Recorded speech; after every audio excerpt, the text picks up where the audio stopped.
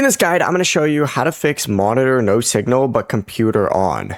Before we get into this guide, make sure to like the video and subscribe to the channel with all notifications on. It really does help with the channel and it lets us know that you want more content like this. We'd greatly appreciate it. And if at any point throughout this guide you did have any questions, just ask them down in the comment section below and we could help you out further. I'm going to be doing my best to reply to every single comment down there. Begin by restarting your graphics driver. So on your keyboard, what you need to do is press Windows plus Control plus Shift plus B at the exact same time. You're going to hear a beep and your screen might flicker back and forth. This makes Windows refresh the display connection and restart the graphics driver. If that doesn't work, and once again, that is Windows plus Control plus Shift plus B at the exact same time, you need to check where your HDMI or DisplayPort cable is plugged in. If your PC has a dedicated graphics card, make sure that the cable is plugged into the graphics card port, not the motherboard port. The motherboard display ports may not work if your PC is using GPU. Then press Windows plus P, and then press P again every few seconds, and this will cycle through the display modes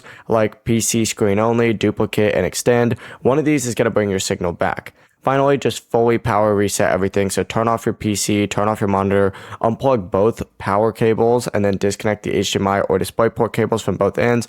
Hold that PC power button for about 30 seconds while it's unplugged, and then reconnect everything and turn it back on. This is going to force your computer and monitor to detect each other again.